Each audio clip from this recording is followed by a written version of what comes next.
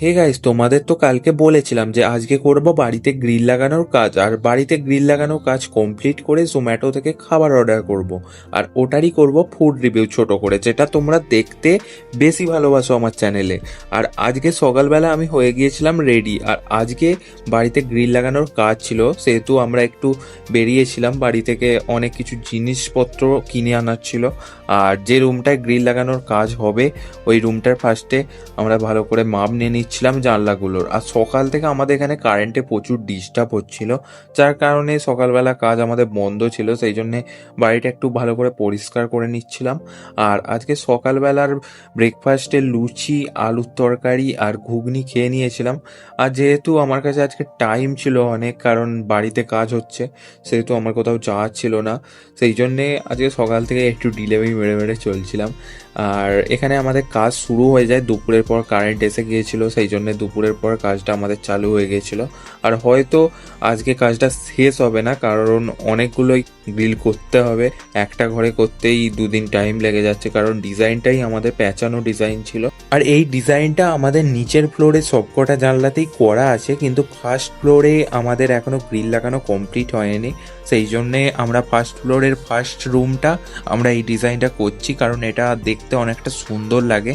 আর আমরা drill machine, cutting machine সব কিছু নিয়ে চলে এসেছিলাম ফ্যাক্টরি থেকে, কারণ আমাদের বাড়ি থেকে ফ্যাক্টরি যাওয়া আসা করতে গেলে আমাদের কাছে অতটা টাইম থাকবে না। সেই জন্য সব যে মেশিন আমাদের লাগবে সেই মেশিন আমরা ফ্যাক্টরি থেকে নিয়ে চলে এসেছি।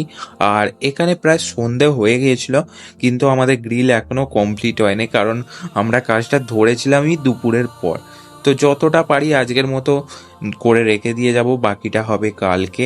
আর কালকে আমরা চেষ্টা করব কালকে প্রায় প্রথম ঘরটা যেটা আমরা ধরেছি সেটা শেষ করে দেওয়ার। আর এখানে ছুটি হওয়ার পর এই ছেলেটার নাচ দেখতে পাচ্ছ খুশিতে। আর আমি চলে এসেছিলাম আমার রুমেতে, আমার ব্যাগটা নিচে ছিল, ব্যাগটাকেও নিয়ে চলে এসেছিলাম। আর এবার গাইজ করব ফুড রিভিউ। আর এখানে আমি চাউমিন ইন চীনা টাউন সিঙ্গুর থেকে অর্ডার করে দিয়েছিলাম এই রেস্টুরেন্টের খাবার। আর এখান থেকে আমি প্রায় সময় ফ্রাইড রাইস, চিলি চিকেন খাই, ওটার টেস্ট খুবই ভালো হয়। তো ফুড ডেলিভারিওয়ালা চলে এসেছিলো, সেই জন্য গেট খুলে আমি রিসিভ করে নিয়ে চলে এসেছিলাম। আর এখানে আমার ভাই নিয়ে পালিয়েছিল পার্সেলটা। তো এবার গাইজ একটু খুলে দেখছিলাম যে কীরকম গন্ধটা আসে। তো গন্ধটা তো বেশ ভালোই এসেছে।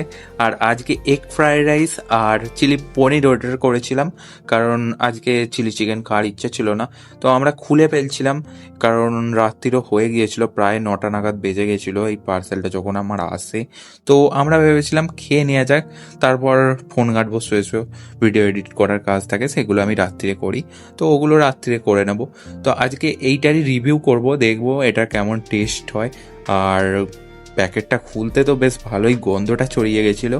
আর এই রেস্টুরেন্ট থেকে আমি প্রায় সময়ই অর্ডার করি, এদের টেস্ট খুব একটা খারাপ হয় না, ভালোই হয়। রেস্টুরেন্ট থেকে তোমরা অর্ডার করে দেখতে পারো যারা সিঙ্গুর থেকে ভিডিওটা দেখছো। আর গাইস এই চিলি পনিরের সাইজগুলো প্রচুর বড় ছিল। আর এবার গাইস একটা চিলি পনির ভেঙে তোমাদেরকে দেখাবো। ফার্স্টে আমি আমার প্লেটে নিয়ে নিই চিলি পনিরগুলো। আর আমার ভাই চিলি পনির খায় না, তো যে চিলি পনিরটা থাকবে ওটা আমার মা খাবে, কারণ ও টোটালি মানে ভেজ আইটেমে এই পনিরগুলো খায় না। আর আমার বেশ ভালোই লাগে, মানে বাইরেকার খাবার হলেই বেশ ভালো লাগে। তো আমার ভিডিওতে অনেক সময় দেখবে যে আমি বাইরেকার খাবার একটু বেশি খাই, তো মাঝে সাঝে চলে একটু আধটু।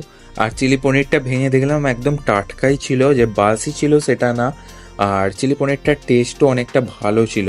আর এবার গাইস চিলি পনিরটা আমি খেয়ে দেখবো যে চিলি পনিরটার টেস্ট কেমন ছিল। তো হালকা করে গ্রেভি নিয়ে আমি মেখে টেস্ট করে দেখলাম যে চিলি পনিরটা বেশ ভালোই খেতে ছিল। আর এই রেস্টুরেন্টের খাবার আমার বেশ ভালোই লাগে। যারা সিঙ্গুর থেকে ভিডিওটা দেখছো তারা এই রেস্টুরেন্ট থেকে অর্ডার করে দেখতে পারো, খাবার বেশ ভালোই আসে। আর আজকের আমার ব্লগ তোমাদের কেমন লাগলো তোমরা অবশ্যই কমেন্টে জানাবে। আর নতুন হয়ে থাকলে সাবস্ক্রাইব করতে ভুলবে না কিন্তু, আর বেল আইকনটা অলে সেট করে দাও, আমি ডেলি নতুন নতুন ব্লগ আনতেই থাকি আমার চ্যানেলে। আর আজকের মতো গাইস এটুকুই। আর সুস্থ থেকো, ভালো থেকো, দেখা হচ্ছে নেক্সট ব্লগে।